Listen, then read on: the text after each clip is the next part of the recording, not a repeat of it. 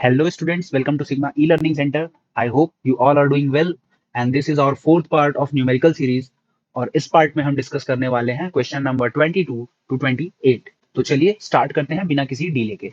देखिए सर, पहला क्वेश्चन क्या कह रहा है, a uniformly charge conducting sphere of 2.4 metre diameter okay sir has a surface charge density of 18.0 microcoulomb per metre square. ठीक है sir, find the charge on the sphere, what is the total electric flux leaving the surface of the sphere.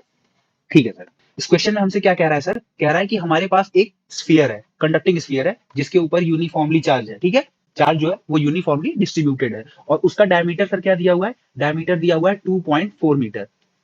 तो sir radius क्या हो जाएगी, radius is half of diameter that is 1.2 metre. ये हो जाएगा sir, बिल्कुल हो जाएगा। कह रहा है sir it has a surface charge density of 18.0 microcoulomb per metre square, यानी कि सिग्मा। सिग्मा क्या होता है बेटा, चार्ज पर यूनिट एरिया, यानी कि अगर किसी सरफेस पे टोटल चार्ज Q है और उसका टोटल एरिया जो है वो A है, तो उसका जो रेशियो निकल के आता है उसको हम बोलते हैं सिग्मा, यानी कि सरफेस चार्ज डेंसिटी। तो सिग्मा की वैल्यू बेटा आपको क्या दे दिया हुआ है, सिग्मा की वैल्यू आपको दे दिया है 80.0 माइक्रोकूलम पर मीटर स्क्वायर। तो सबसे पहले हम इसको कूलम में बदल लेते हैं, 80 into 10⁻⁻6 coulomb per metre square, which means अब ये 80 है, मीन्स 8 इंटू 10, तो 10 यहां जाएगा तो क्या हो जाएगा 10⁻⁻5, 8 into 10⁻⁻5 coulomb per metre square. आपके पास क्या आ गया, सिग्मा आ गया। ठीक है सर, कह रहा है कि find the charge on the sphere. अब बेटा सिग्मा होता क्या है, सिग्मा होता है चार्ज अपॉन एरिया, ये होता है सर। और आपसे पूछा क्या है, आपसे पूछा है टोटल चार्ज क्या होगा। तो सर सबसे पहले एरिया निकाल लो, एरिया ऑफ स्फीयर क्या होता है 4πr², यही होता है एरिया। तो सर 4 में तो कोई दिक्कत नहीं है, पाई की वैल्यू 3.14 होती है और आर की वैल्यू सर आपने निकाला हुआ है 1.2, यानी कि 1.2 का स्क्वायर। तो अब आपके पास सिग्मा है और आपके पास क्या है, ए है, आपको चाहिए क्या क्यू। तो sigma is equal to Q by A, तो ए का मल्टीप्लीकेशन कर दें अगर इधर ले आके, तो क्यू क्या हो जाएगा, Q is equal to sigma into A हो जाएगा। बिल्कुल सर हो जाएगा। तो सर आपका जो पहला क्वेश्चन है उसका ए पार्ट में क्या हो जाएगा, ये स्फीयर बना हुआ था, ये पूरा यूनिफॉर्मली चार्ज है। ठीक है, ये इसकी रेडियस है आर, इसकी वैल्यू क्या है 1.2 मीटर और ये यूनिफॉर्मली चार्ज है। ठीक है, यूनिफॉर्मली चार्ज है पूरा, यहां से यहां से यहां से यहां से पूरा ये चार्ज है। ठीक है, तो अब हमें बताना है कि इसमें चार्ज टोटल कितना है। अब चार्ज बताने के लिए हम क्या करेंगे sir, Q is equal to sigma into A कर देंगे, बिल्कुल कर देंगे सर। Q की वैल्यू पता नहीं है, सिग्मा की वैल्यू सर पता है 8 इंटू 10⁻⁻5 इंटू ए की वैल्यू क्या है 4 इंटू 3.14 इंटू 1.2 का स्क्वायर, यही आएगा सर। और जब आप इसको पूरा कैलकुलेट करेंगे बेटा तो इसकी वैल्यू निकल के आएगी 1.447 इंटू 10⁻⁻3 कूलम। तो ये आ गया बेटा net charge on the sphere. ये टोटल चार्ज है जो इसके एरिया में यूनिफॉर्मली डिस्ट्रीब्यूटेड है, मतलब ये इतना चार्ज इस पूरे जो स्फीयर है इसमें डिस्ट्रीब्यूटेड है। अब सर इसका बी पार्ट कह रहा था कि total electric flux passing through the sphere. अब बेटा एक बात बताओ, जैसे इससे जो इलेक्ट्रिक फील्ड लाइंस निकलेंगी वो रेडियली आउटवर्ड निकलेंगी, एकदम नॉर्मल टू द सरफेस निकलेंगी ना बेटा। तो इसको निकालने के लिए बेटा हम क्या करते हैं, हम एक गॉसियन सरफेस मानते हैं, closed Gaussian surface. Gaussian surface का मतलब ही होता है क्लोज्ड, ऐसे रहता है बेटा सारा परपेंडिकुलर। तो बेटा अगर हम एक थोड़ा सा इससे बड़ा स्फीयर कंसीडर करें, ड्राइंग पे मत जाना, ये स्फीयर बना रहा हूं मैं, तो ये सारा चार्ज इंक्लोज कर लिया और इसमें जो चार्ज इंक्लोज है उसकी वैल्यू क्या होगी, total charge on the sphere जो होगा वही क्यू इंक्लोज होगा, यानी कि 1.447 इंटू 10⁻⁻3। तो अब आप इसमें गॉस लॉ लगा सकते हो, बिल्कुल लगा सकते हैं sir. Flux passing through a surface is equal to Q enclosed upon epsilon nought, आ जाएगा सर। क्यू इनक्लोज्ड की वैल्यू आपको पता है, एप्सिलॉन नॉट की वैल्यू क्या होती है सर 8.85 इंटू 10⁻⁻12 कूलम स्क्वायर पर न्यूटन मीटर स्क्वायर, यही होता है सर। इसकी वैल्यू पुट कर दीजिए, कर देते हैं सर। फ्लक्स क्या हो जाएगा, Q enclosed upon epsilon not. Q enclosed की वैल्यू क्या सर 1.447 इंटू 10 टू पावर -3 और एप्सिलॉन नॉट की वैल्यू क्या है बेटा 8.85 इंटू 10 टू पावर -12। यही है बेटा वैल्यू। अब एक बात बताओ, ये माइनस का 12 है, ऊपर जाएगा न्यूमरेटर में तो ये प्लस का 12 बन जाएगा। -3 प्लस का 12 यानी 10 की पावर 9। यहां से क्या मिल गया 1.447 into 10 to power 9 divided by 8.85।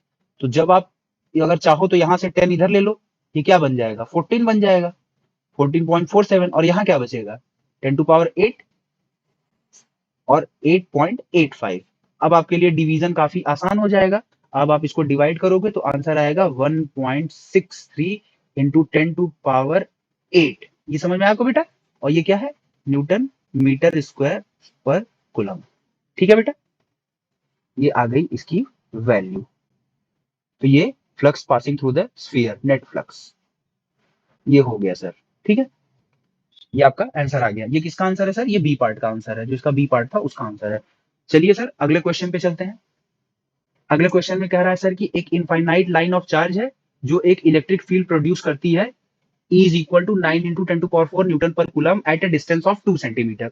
मतलब इनफाइनाइट लाइन ऑफ चार्ज है बेटा, ये अपने से 2 सेंटीमीटर की दूरी पे, अब 2 सेंटीमीटर मतलब 0.02 मीटर, यहाँ पे इस पॉइंट पे ये जो इलेक्ट्रिक फील्ड प्रोड्यूस कर रही है, इलेक्ट्रिक फील्ड, इसकी इंटेंसिटी क्या है 9 into 10 to power 9 Newton per coulomb. ठीक है, अब बेटा इलेक्ट्रिक फील्ड निकालने के लिए आपके पास फॉर्मूला होता है E is equal to 1/4 pi epsilon naught Q by R square.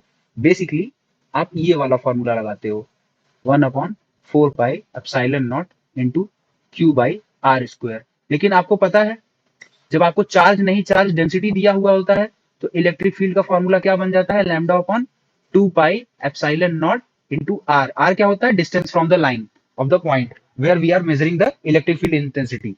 अब देखो बेटा, ये अगर आपको नहीं समझ में आ रहा है तो ये आप चार्ज डेंसिटी वाला लेक्चर देख सकते हो, मैं प्लेलिस्ट में लगा दूंगा, उसमें ये पूरा अच्छे से एक्सप्लेन किया हुआ है। चार्ज डेंसिटी जो है लीनियर सरफेस वॉल्यूम तीनों, तो आप वहां से देख सकते हो। अब बेटा आते हैं सवाल पे।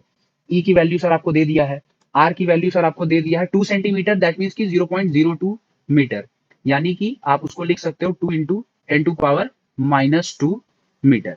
2/100, 1/100 मतलब 10 पावर -2। ठीक है सर, अब हम इसको ले जाके इक्वेशन में पुट कर दे रहे हैं। देखो बेटा, हमारे पास क्या है, हमारे पास है ई।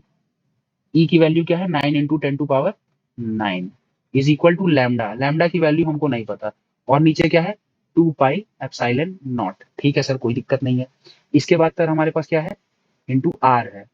आर की वैल्यू क्या है सर 2 इंटू 10 टू पावर -2 है सर, कोई दिक्कत नहीं है। 9 इंटू 10 टू पावर 9, इस 2 का मल्टीप्लाई इसमें कर दो तो क्या बन जाएगा 1/4 pi epsilon naught into lambda. लिख सकते हैं बेटा इसको, बिल्कुल लिख सकते हैं। और ये जो 10 की पावर -2 है, इसको अगर ऊपर लेते चले जाए तो ये क्या बन जाएगा 10 की पावर 2। देख लो किसी को कोई डाउट ना हो, इस 2 का इसमें मल्टीप्लाई कर दिए तो ये 4 पाई एप्सिलॉन नॉट बन गया। और lambda upon 4 pi epsilon not को हम 1/4 pi epsilon naught into lambda लिख सकते हैं। उसके बाद ये बचेगा 1/10 पावर -2, इसको हमने डायरेक्ट लिख दिया 10 पावर 2। ठीक है, अब आपको 1/4 पाई एप्सिलॉन नॉट की वैल्यू तो पता ही है। आई एम सॉरी, यहाँ पे 4 होगा, ये इलेक्ट्रिक फील्ड इंटेंसिटी 4 दी हुई थी, मैंने गलती से लिख दिया था। और अब इसकी वैल्यू क्या होती है बेटा 9 into 10 to power 9 into lambda into 10 का पावर 2। ये दोनों ऐड हो जाएंगे, 9 से 9 cancel, 10 power 4 is equal to 10 power 11 lambda. तो lambda is equal to 10 to power 4 upon 10 to power 11, which implies that lambda is equal to 10 to power -7 coulomb per metre, क्योंकि linear charge density है charge per unit length, तो coulomb per metre. अब इसको आप लिख सकते हो 10 into 10 to power -6 coulomb per metre. तो लैम्डा क्या बन जाएगा, लैम्डा बन जाएगा 10 माइक्रो कूलम पर मीटर।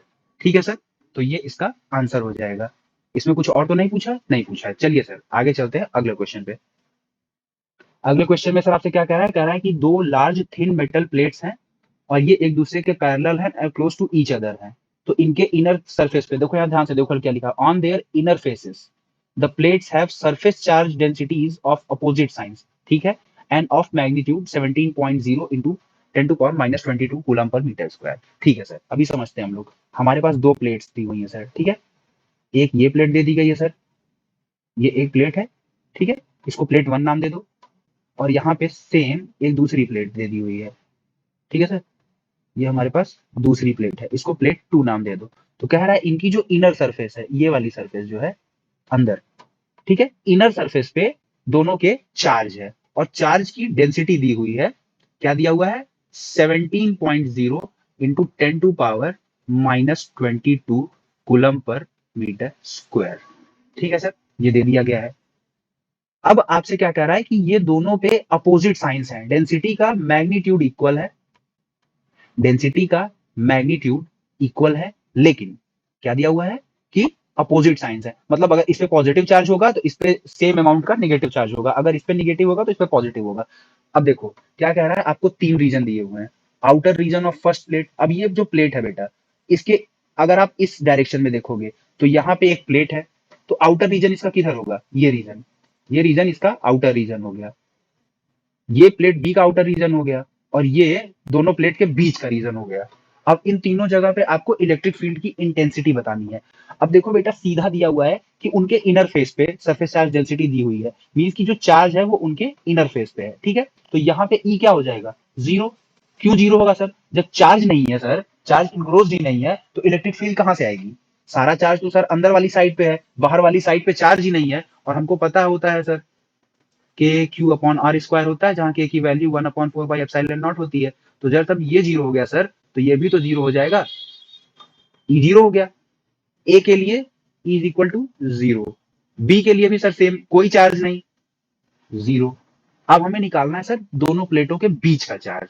तो सर दोनों प्लेटों के बीच का जो चार्ज होगा वो आप सिग्मा अपॉन एप्सिलॉन नॉट से निकाल सकते हो। अब ये रिलेशन कहां से आया सर, इसके लिए आप चार्ज डेंसिटी वाला लेक्चर देख लेना, वहां पे ये क्लियरली मेंशन किया गया है, ठीक है सर। तो आगे चलते हैं। अब आपको सर ई की वैल्यू दी हुई है 17.0 इंटू 10⁻22, ये सिग्मा की वैल्यू है, सॉरी, ये सिग्मा की वैल्यू दी हुई है। एप्सिलॉन नॉट की वैल्यू बेटा आपको पता ही है 8.85 इंटू 10⁻12। तो अब आपको ई चाहिए, ई क्वेश्चन मार्क है सर, अब तो आप निकाल लेंगे 17.0 इंटू 10⁻22 डिवाइडेड बाई 8.85 इंटू 10⁻12। अब ये -12 है, ऊपर जाएगा बेटा तो क्या बनेगा, +12, तो -22 और +12 यहाँ क्या हो जाएगा, 10⁻−10। ठीक है सर, तो अब अगर आप 17 को 8.85 से डिवाइड करेंगे सर, तो इसकी वैल्यू निकल के आएगी 1.92, और यहाँ पे ऑलरेडी आपके पास 10⁻−10 है न्यूटन पर कूलम। तो ये आ गई इलेक्ट्रिक फील्ड दोनों के बीच में, ठीक है, दोनों प्लेट्स के बीच में। अगर आपको ये नहीं समझ में आया है कि ये कहां से आया है, तो आप इसके लिए वीडियो लेक्चर देख सकते हैं चार्ज डेंसिटी वाला, और वहां पे मैंने क्लियरली मेंशन किया है। इसके बाद भी अगर आपका डाउट नहीं क्लियर होता है तो आप इंस्टाग्राम या टेलीग्राम पे मुझे मैसेज कर सकते हैं, उसकी लिंक आपको चैनल के अबाउट सेक्शन में मिल जाएगी। तो चलिए सर आगे चलते हैं अगले क्वेश्चन के ऊपर। यहाँ पे सर देखिए क्वेश्चन दिया हुआ है, कह रहा है कि सर एक ऑयल ड्रॉप है of 12 excess electrons is held stationary under a constant electric field of 2.55 into 10 to power 4 newton per coulomb. Basically ये मिल्कन्स ऑयल ड्रॉप एक्सपेरिमेंट का है, इसमें डेंसिटी ऑफ ऑयल दी हुई है 1.26 ग्राम पर सेंटीमीटर क्यूब। आपको जो रेडियस है ड्रॉप की उसको एस्टिमेट करना है, उसके लिए आपको जी की वैल्यू पहले से दे दी गई है, ई की वैल्यू आपको पहले से दे दी गई है। अब देखिए बेटा क्या कह रहा है, कह रहा है कि एक इलेक्ट्रिक फील्ड है, ठीक है, कांस्टेंट इलेक्ट्रिक फील्ड। तो सपोज करो सर यहाँ पॉजिटिव है और यहाँ निगेटिव है और यहाँ पे चार्ज है। अब इस चार्ज बेटा ये ऑयल ड्रॉप है, सॉरी, अब इस ऑयल ड्रॉप पे 12 एक्सेस इलेक्ट्रॉन्स हैं, तो इस पे जो चार्ज होगा वो क्या होगा, निगेटिव होगा। सपोज करो Q जो है वो चार्ज है, total charge on oil drop, ठीक है बेटा, और ये कितना है बेटा, Q is equal to N E होता है, Q is equal to 12 into E, यानी कि एक इलेक्ट्रॉन का चार्ज कितना होता है 1.6, तो 12 इलेक्ट्रॉन का चार्ज कितना हो गया, 12 इंटू 1.6 इंटू 10⁻−19 कूलम। ये बेटा आपको Q की वैल्यू मिल गई, इसको आप अभी संभाल के रख लो, ठीक है बेटा, ये मिल गई। अब सर आप लोग पूछोगे कि सर ऊपर ही प्लेट क्यों रखा सर, नीचे क्यों नहीं रखा? ऐसा भी तो हो सकता था कि ये जो निगेटिव चार्ज है ये ऊपर चला जाए। लेकिन बेटा अगर हम ऐसा कर दें, सपोज करो ये केस बना दे रहा हूं मैं, तो क्या ये रुकेगा? देखो इस केस में क्या हो रहा है, पहले इस केस को समझो। इस केस में बेटा क्या हो रहा है कि पॉजिटिव चार्ज क्या कर रहा है, इस नेगेटिव चार्ज को ऊपर की तरफ खींच रहा है, इलेक्ट्रोस्टैटिक फोर्स, और ये भी रिपेल कर रहा है इसको ऊपर की तरफ, और नीचे इसके ऊपर एक फोर्स लग रहा है W is equal to mg, इसका वेट। तो ये जो इलेक्ट्रोस्टैटिक फोर्स है बेटा, ये इसको बैलेंस कर दे रहा है, इसीलिए ये रुका हुआ है। अब बेटा अगर निगेटिव चार्ज की प्लेट ऊपर होती तो क्या करता? ये नीचे की तरफ रिपेल करता इसको, पॉजिटिव चार्ज इसको नीचे की तरफ खींचता और वेट भी इसको नीचे की तरफ खींचता। तो क्या ये इस पॉजिटिव चार्ज प्लेट पे आके चिपक नहीं जाता, गिर नहीं जाता? तो वो स्टेशनरी हेल्ड कहां कर पाता? इसीलिए चार्ज पॉजिटिव ऊपर रहेगा, चार्ज निगेटिव नीचे रहेगा। ठीक है सर? तो सर यहां से आपको क्या मिल गया कि जो इलेक्ट्रोस्टैटिक फोर्स है सर, वो किसको बैलेंस कर रहा है? W को, वेट को।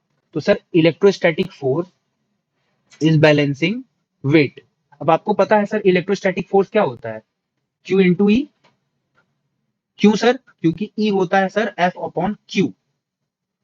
ये सिंबॉलिक है बेटा, यहाँ पे हमारा चार्ज जो है वो कैपिटल Q है, हम ये फॉर्मूला लिख रहे हैं, इसको यहाँ पे माइनस स्मॉल q मत लिख देना, ठीक है?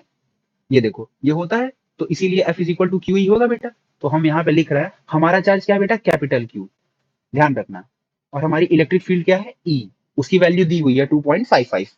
उसके बाद जो भी 10 टू पावर 4 या जो भी दिया है वो देखते हैं अभी। और W क्या हो जाएगा बेटा? mg के बराबर। तो बेटा देखो अब हमें Q पता है और हमें क्या पता है? हमें E पता है 2.55 into 10 to power 4 newton per coulomb. दो चीज हमें पता है। और सर हमें क्या पता है? हमको G की वैल्यू पता है 9.81 मीटर पर सेकंड स्क्वायर, लेकिन सर हमको मास नहीं पता है। अगर हमको पता चल जाए सर तो हम आगे कुछ कर लें। ये हमारा इक्वेशन नंबर 1 हो गया, इसको अभी यहीं रहने दो। अब बेटा आओ डेंसिटी पे। डेंसिटी को रो से डिनोट कर सकते हो या कैपिटल D से डिनोट करते हो। ये क्या होता है? मास अपॉन वॉल्यूम होता है ना बेटा? तो रो जो हो गया, रो इंटू वी, क्या हो जाएगा? मास। यहां से मिल जाएगा ना बेटा, मास। ठीक है बेटा, तो हम यहां पुट कर देंगे वैल्यू इक्वेशन 1 में, तो क्या बन जाएगा?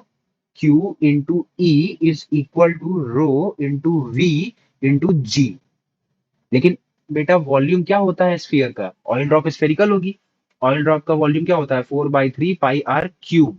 ये होता है, ये पुट कर दिया, into E is equal to rho into 4/3 pi R cube into G. अब बेटा हमें चाहिए क्या? हमें रेडियस चाहिए, रेडियस दे दिया है यहाँ पे। बाकी सारी चीजों को एक साइड ले आ लो और आर को एक साइड रहने दो। तो क्या हो जाएगा बेटा? 3QE, यहां से मिल गया, ठीक है? और डिनोमिनेटर में क्या मिल जाएगा बेटा? डिनोमिनेटर में मिल जाएगा 4 पाई रो इंटू जी, और इसकी होल पावर कितनी हो जाएगी बेटा? 1/3। लेकिन बेटा एक चीज देखो, ये जो वैल्यू है ये कूलम में है, और ये जो इलेक्ट्रिक फील्ड की वैल्यू है E 2.55 into 10 to power 4 newton per coulomb. बेटा ये भी किस में है? ये भी एसआई यूनिट में है, लेकिन जो डेंसिटी दी हुई है बेटा वो सीजीएस में दी हुई है, 1.26 ग्राम पर सेंटीमीटर क्यूब। तो सबसे पहले बेटा हम क्या करेंगे? सबसे पहले इसको हम कन्वर्ट करेंगे। किस में कन्वर्ट करेंगे बेटा? हम इसको कन्वर्ट कर देंगे ग्राम से किलोग्राम में। तो देखो बेटा रो क्या दिया हुआ है? रो 1.26 ग्राम पर सेंटीमीटर क्यूब। तो रो की वैल्यू को बेटा हम जा रहे हैं कन्वर्ट करने। 1 ग्राम बेटा कितने के बराबर होता है? 10 टू पावर -3 kg के। और 1 सेंटीमीटर कितने के बराबर होता है बेटा? 10 टू पावर -2 मीटर के। और उसका क्यूब कितने के बराबर होगा? ये यही आ जाएगी वैल्यू। तो अब बेटा रो की वैल्यू क्या आ गई? 1.26 into 10 to power -3 upon 10 to power -6 kg per metre cube. तो रो की वैल्यू बेटा क्या आ जाएगी? -3 है, ये ऊपर जाएगा तो क्या बनेगा? +6। -3 +6 तो क्या बन गया? 1.26 into 10 to power 3 kg per metre cube. अब ये वैल्यू उठा के बेटा हम यहाँ रख सकते हैं। अब जब हम ये वैल्यू रख देंगे तो हमें क्या मिल जाएगा बेटा? हमें मिल जाएगा हमारा आंसर, जो कि रेडियस बताने का है। ठीक है बेटा, तो चलो सारी वैल्यूज को पुट कर देते हैं।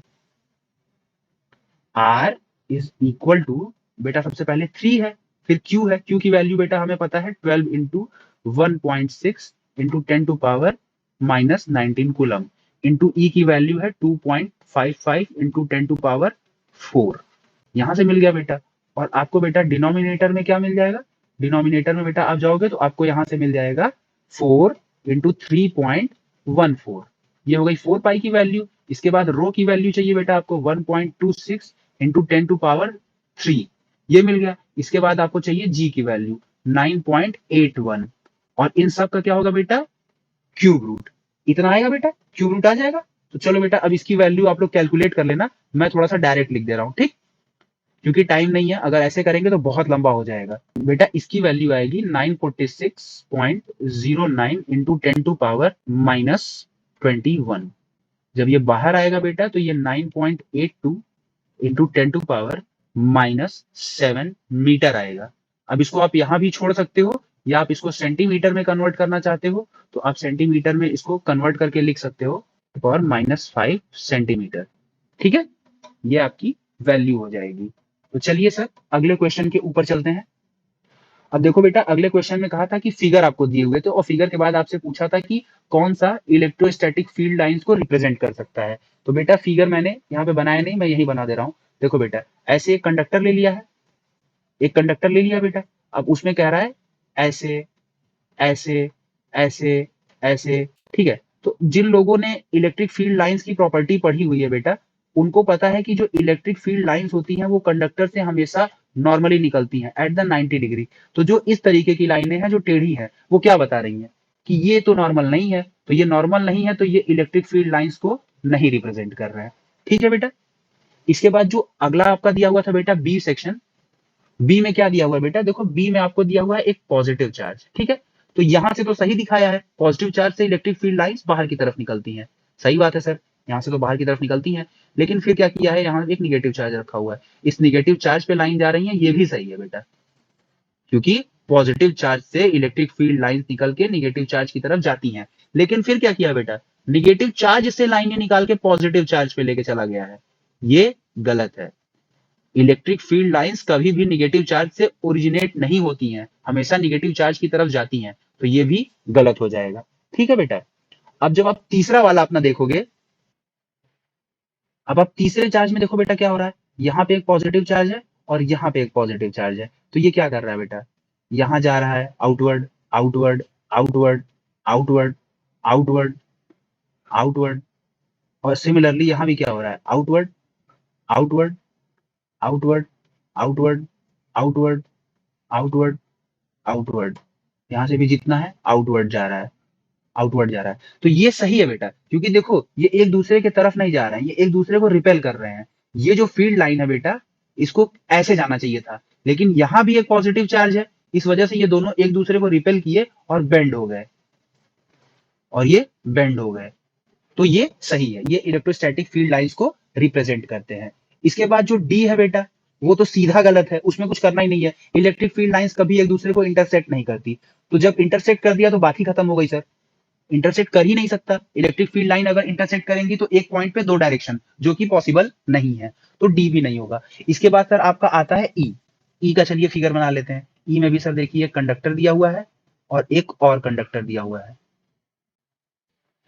अब देखो बेटा इसमें वैसे तो काफी कुछ बनाया है, एक चार्ज यहाँ से जा रहा है, इलेक्ट्रिक फील्ड लाइन, एक फील्ड लाइन यहाँ से जा रही है, बाकी इलेक्ट्रिक फील्ड लाइन यहाँ से जा रही है, यहाँ से जा रही है, और यहाँ से भी जा रही है, इधर की तरफ आ रही है, सॉरी आ रही है, ठीक है, इधर से भी आ रही है, इधर से भी आ रही है, और इधर से निकल रही है, इधर से निकल रही है। यहाँ तक तो सब कुछ सही था, लेकिन बेटा यहाँ पे दो लूप बने हुए हैं, ठीक है, दो लूप बने हुए हैं, और आपको पता होना चाहिए कि इलेक्ट्रिक फील्ड लाइंस कभी भी क्लोज्ड लूप नहीं बनाती हैं, क्लोज्ड लूप नहीं बनाती हैं, तो ये भी इलेक्ट्रिक फील्ड लाइन को रिप्रेजेंट नहीं करता है।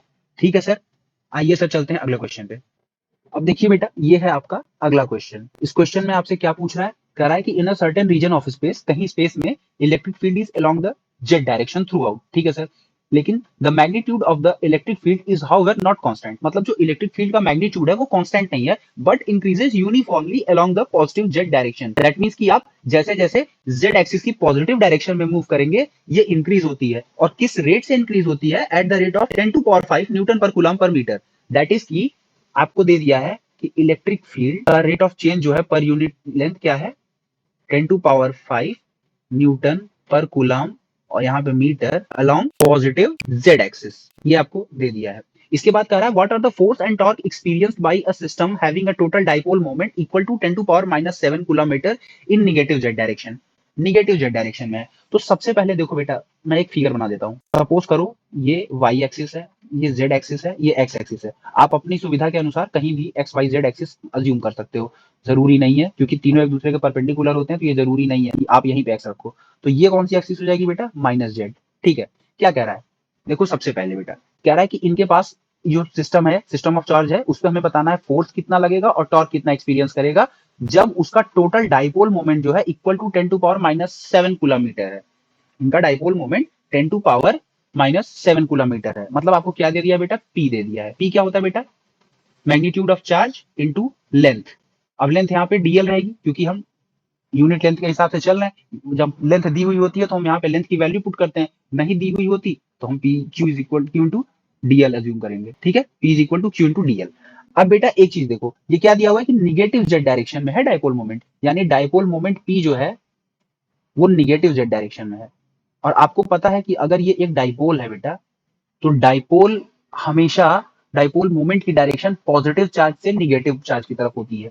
तो इसका पॉजिटिव चार्ज कहाँ होगा, यहाँ पे होगा, और इसका निगेटिव चार्ज कहाँ पे होगा, यहाँ पे होगा। और इनके बीच की जो टोटल लेंथ है बेटा वो क्या हो जाएगी, डीएल। ठीक है, क्यों बेटा पॉजिटिव चार्ज यहाँ पे होगा, क्योंकि डाइपोल मोमेंट की डायरेक्शन दी हुई है इस डायरेक्शन में, निगेटिव जेड डायरेक्शन में। और निगेटिव जेड डायरेक्शन में डाइपोल मोमेंट की डायरेक्शन तभी होगी जब पॉजिटिव चार्ज इधर होगा, क्योंकि डाइपोल मोमेंट की डायरेक्शन हमेशा पॉजिटिव चार्ज से निगेटिव चार्ज की तरफ जाती है।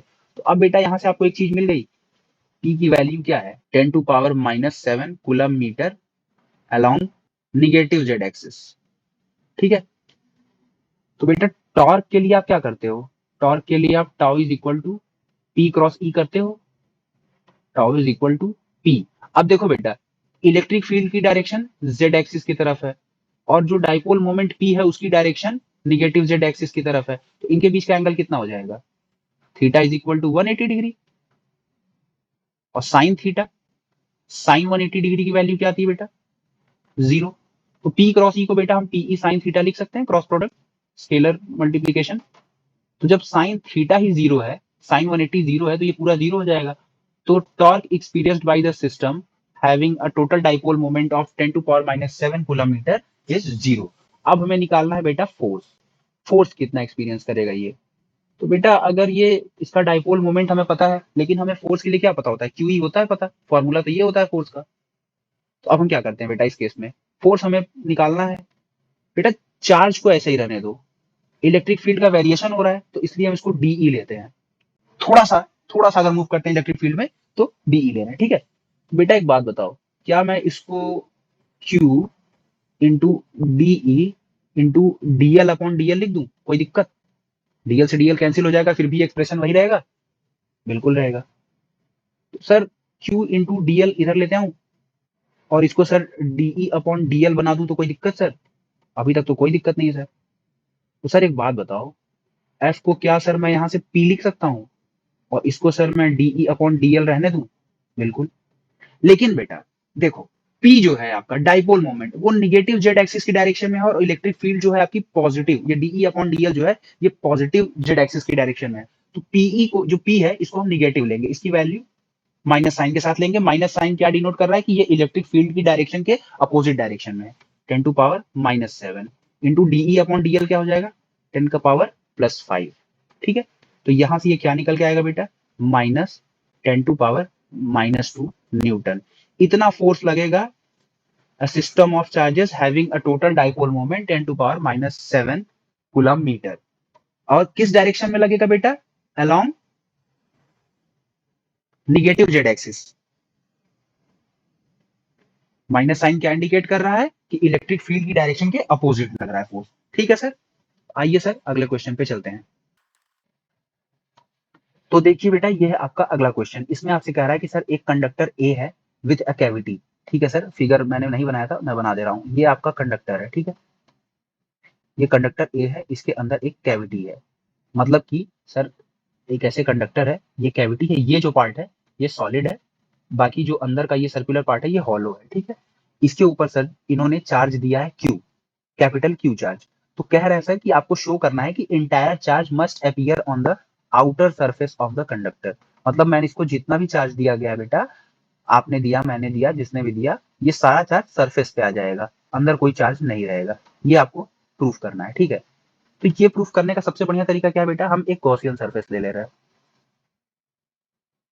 हम एक गॉसियन सरफेस ले ले रहे हैं जो इस कैविटी को इंक्लूड करती है। तो बेटा इसके अंदर कोई चार्ज है कि नहीं है, ये तो हमें नहीं पता। हमें प्रूफ करना है कि इसके अंदर कोई चार्ज नहीं है। अगर इसके अंदर कोई चार्ज नहीं होगा तभी हम कहेंगे कि सारा चार्ज सर कहाँ चला गया, सरफेस पे चला गया। लेकिन हमें क्या पता है बेटा, अगर आपने स्फेरिकल सेल वाला डेरिवेशन देखा है, आपको पता है कि फ्लक्स जैसे बेटा, जो इलेक्ट्रिक फील्ड लाइन यहाँ से जाएगी वही इलेक्ट्रिक फील्ड लाइन यहाँ से निकल जाएगी, जो यहाँ से जाएगी वो यहाँ से निकल जाएगी। मतलब जो इलेक्ट्रिक फील्ड लाइन इंटर करेगी वो निकल जाएगी। तो इसका मतलब इसमें से नेट फ्लक्स कितना हो जाएगा बेटा, 0। और गॉस थ्योरम से सर आपको पता है phi E is equal to Q upon epsilon naught. तो सर जब Q upon epsilon naught is equal to 0, और आपको पता है कि एप्सिलॉन नॉट तो सर 0 होता नहीं है, तो 0 क्या होगा, क्यू। इसका मतलब चार्ज, सारा चार्ज कहां चला गया बेटा, सरफेस पे चला गया। इनसाइड द कंडक्टर कोई चार्ज नहीं है, ठीक है। यहां से ये प्रूफ हो गया। अब सर इसमें आपसे अगला क्या पूछ रहा है, कह रहा है सर कि ये तो ठीक है सर, ये आपका कंडक्टर आपने मान लिया था सर, मैंने भी मान लिया, इसके अंदर कैविटी है, ठीक है सर, कोई दिक्कत नहीं है। अब हम एक छोटा सा और ले रहे हैं कंडक्टर। जाइए हम काट देंगे आवाज उतना दूर का, जाइए, ठीक है, ठीक है बेटा। ये तो दे दिया था, लेकिन अब दूसरे केस में क्या कह रहा है बेटा कि इसके अंदर हम एक और कंडक्टर ले आ रहे हैं, कंडक्टर बी। इसके अंदर कंडक्टर बी है और इस पे कितना चार्ज है बेटा, इस छोटे से कंडक्टर बी पे कितना चार्ज है बेटा, क्यू। और इसको, ये कंप्लीटली इंसुलेटेड है, मतलब आप इसको टच करा के चार्ज ट्रांसफर नहीं कर सकते हो, ठीक है। इंसुलेटेड है मतलब इसको आप टच करा के तो नहीं ट्रांसफर कर सकते, कोई बात नहीं सर। तो कह रहा है आपको बताना है कि अब जो इस मतलब कंडक्टर है, इसके ऊपर जो पहले पूरा चार्ज आउटर सरफेस पे क्यू था, वो अब क्यू प्लस क्यू होगा। तो ये बहुत सिंपल है बेटा, देखो सर आपने कंडक्शन रोक दिया है ना, ये कैविटी है, उसके अंदर ये चार्ज है, क्यू चार्ज है, ठीक है बेटा। यहाँ पे प्लस क्यू चार्ज है, तो यहाँ क्या होगा, इंडक्शन से माइनस क्यू चार्ज जनरेट होगा। और जब यहाँ माइनस क्यू चार्ज जनरेट होगा, यहाँ पे क्या होगा, प्लस क्यू चार्ज। ध्यान से समझो, जब यहाँ प्लस क्यू चार्ज होगा तो यहाँ क्या होगा, माइनस क्यू चार्ज इंड्यूस होगा ना बेटा। सिंपल है, ये प्लस चार्ज है, तो जब यहाँ प्लस चार्ज है तो यहाँ पे क्यू अमाउंट का नेगेटिव चार्ज जनरेट होगा। और जब अंदर क्यू अमाउंट का नेगेटिव चार्ज जनरेट होगा इंडक्शन के थ्रू, तो यहाँ पे प्लस क्यू अमाउंट का नेगेटिव पॉजिटिव चार्ज जनरेट होगा, और यहाँ पे फिर माइनस क्यू। अल्टीमेटली सारा चार्ज कहाँ आ गया, सरफेस पे। सारा चार्ज कहाँ आ गया बेटा, सरफेस पे। पहले सरफेस पे कितना चार्ज था बेटा, प्लस क्यू चार्ज था। तो अभी सरफेस पे टोटल चार्ज कितना हो जाएगा, plus Q plus small Q, ठीक है सर, ये हो गया। और तीसरा कह रहा है सर, तीसरे क्वेश्चन में आपसे कह रहा है, इसके सी पार्ट में आपसे कह रहा है सर कि एक सेंसिटिव इंस्ट्रूमेंट को अगर शील्ड करना है किसी स्ट्रॉन्ग इलेक्ट्रोस्टैटिक फील्ड से इन इट्स एनवायरमेंट, तो सजेस्ट ए पॉसिबल वे। कह रहा है सर कि अगर कोई सेंसिटिव इंस्ट्रूमेंट है, सेंसिटिव इंस्ट्रूमेंट का मतलब जो आसानी से इलेक्ट्रिक फील्ड से इन्फ्लुएंस हो सकता है, ठीक है, या वो खराब हो सकता है, या वो उसको डिटेक्ट करने लगेगा, या उसकी वैल्यू चेंज हो जाएगी। सपोज करो ये आपका इंस्ट्रूमेंट है, ठीक है, ये आपका इंस्ट्रूमेंट है, ये बहुत सेंसिटिव है इलेक्ट्रिक फील्ड के लिए। तो अगर हमें इसको इलेक्ट्रिक फील्ड से बचाना है, अगर इन्वायरमेंट में काफी सारी इलेक्ट्रिक फील्ड्स हैं, इससे हमको बताना है, बचाना है, इससे हमको बचाना है, इससे हमको बचाना है, तो हम क्या कर सकते हैं सर। सर इसका सबसे सिंपल सा उपाय है, आप उसको एक मेटेलिक एनवेलप या फिर स्फीयर या फिर बॉक्स में इंक्लोज कर दो। होता है क्या बेटा, आपको अभी आपने पढ़ा है कि चार्ज जब भी कंडक्टर पे रहता है, मेटल पे रहता है, वो कभी भी अंदर इलेक्ट्रिक फील्ड नहीं जाने देता। वो अंदर इलेक्ट्रिक फील्ड हमेशा क्या रहती है, 0 इंटरनली। तो ये मेटल्स जो होते हैं, ये एक तरीके से शील्ड का काम करते हैं, इसको बोलते हैं शील्डिंग इफेक्ट्स ऑफ मेटल, ठीक है। तो आप इसको मेटल के किसी एनवेलप, किसी बॉक्स, किसी स्फीयर या किसी पॉली मतलब जो भी आप कह लो, उसके अंदर कंटेन करा दोगे तो ये सुरक्षित रहेगा। तो आप क्या लिख दोगे, आप इसके लिए लिख सकते हो कि we can protect the instrument from the electric field of the outside environment by covering it inside a fully metallic envelope, ठीक है। आप लिख देना, आपका आंसर सही रहेगा। तो चलिए सर, आज के लिए इतना ही, मिलते हैं अगले लेक्चर में। और वीडियो को लाइक करो, शेयर करो यार, थोड़े से कमेंट भी करो, अच्छा लग रहा है तो भी, बुरा लग रहा है तो भी, यार पढ़ लेते हो फिर निकल जाते हो, कम से कम टीचर के लिए इतना तो कर दो, और चैनल को सब्सक्राइब कर दो यार। मिलते हैं अगले लेक्चर में, वो न्यूमेरिकल का लास्ट लेक्चर होगा। इसके बाद जब हम लोग सेकंड पार्ट स्टार्ट करेंगे तो इलेक्ट्रोस्टैटिक पोटेंशियल से स्टार्ट करेंगे। ठीक है, तो पढ़ते रहिए, मस्त रहिए, मिलते हैं अगले लेक्चर में।